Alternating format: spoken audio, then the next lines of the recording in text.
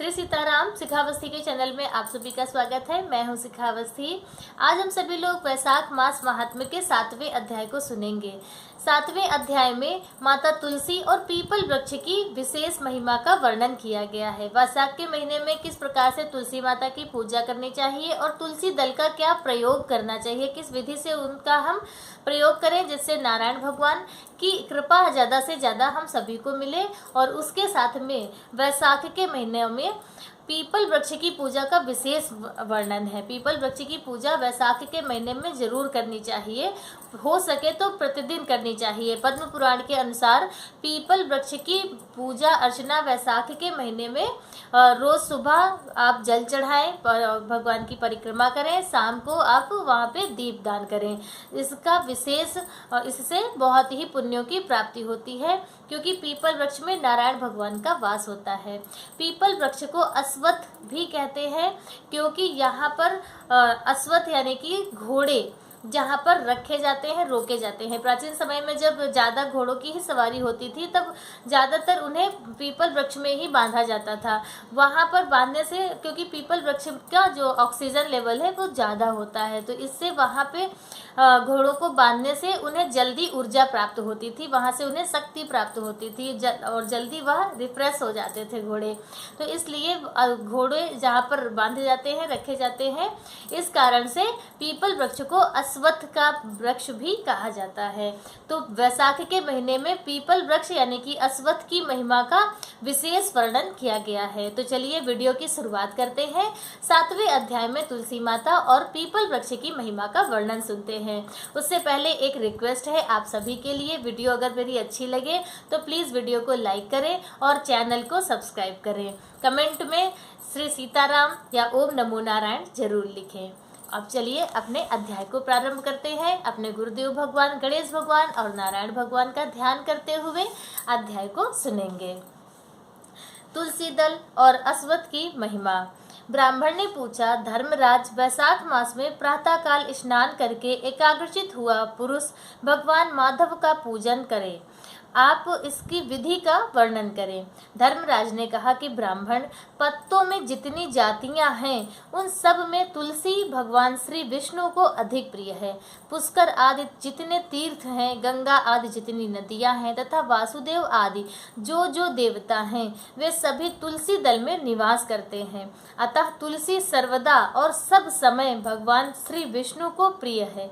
कमल और मालती का फूल छोड़कर तुलसी का पत्ता ग्रहण करें और उसके द्वारा भक्ति पूर्वक माधव की पूजा करें।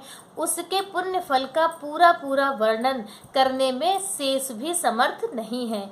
जो बिना स्नान किए ही देव कार्य या पितृ कार्य के लिए तुलसी का पत्ता तोड़ता है, उसका सारा कर्म निष्फल हो जाता है तथा वह पंचगव्य का पान करने के बाद ही शुद्ध होता है। जैसे हर्रे, जो हर्र आती है वो बहुतेरे रोगों को तत्काल हर लेती है उसे, और हर लेने के बाद सभी रोगों का नाश हो जाता है। उसी प्रकार तुलसी दरिद्रता और दुख, भोग आदि से संबंध रखने वाले अधिक से अधिक पापों को शीघ्र ही दूर कर देती है। तुलसी काले रंग के पत्तों वाली हो या हरे रंग की, उसके द्वारा श्री मधुसूदन की पूजन करने से प्रत्येक मनुष्य, विशेषतः भगवान विष्णु भगवान का भक्त, नर से नारायण हो जाता है। जो पूरे वैशाख भर तीनों संध्याओं के समय तुलसी दल से मधुहंता श्री हरि का पूजन करता है, उसका पुनः इस संसार में जन्म नहीं होता। फूल और पत्तों के न मिलने पर अन्न आदि के द्वारा, धान, गेहूं, चावल अथवा जौ द्वारा भी सदा श्री हरि का पूजन करें। तत्पश्चात सर्वदेवमय भगवान विष्णु की प्रदक्षिणा करें। इसके बाद देवताओं, मनुष्यों, पितरों तथा चराचर जगत का तर्पण करना चाहिए।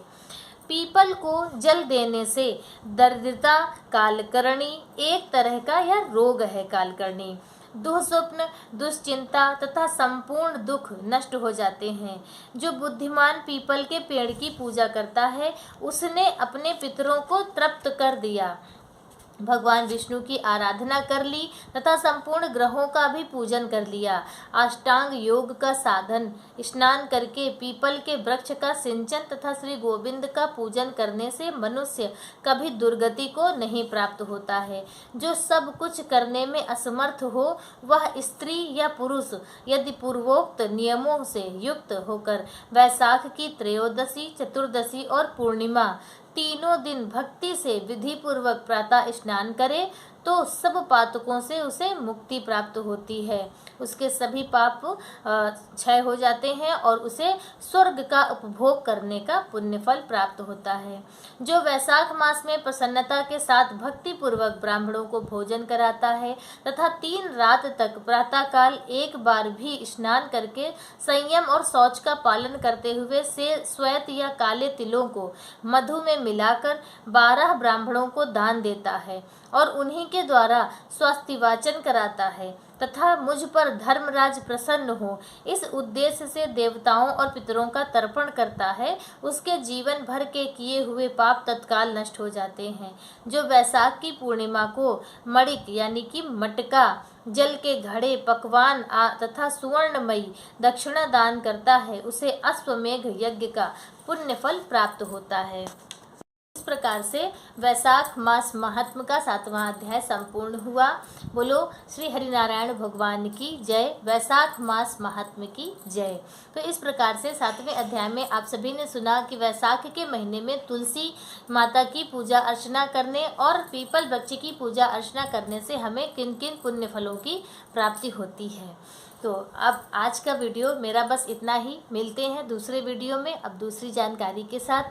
तब तक के लिए आप सभी लोग वैशाख मास महात्म नियम पूर्वक सुनते रहें, क्योंकि यह बहुत ही पुण्यमयी कथा है। इसे सुनने के लिए भी पुण्यों की आवश्यकता होती है। जब मनुष्य के पास ज़्यादा पुण्य होते हैं, उसका अच्छा सौभाग्य होता है, तभी उसे इस तरह की पुण्यमयी कथाएं सुनने का भी अवसर प्राप्त होता है।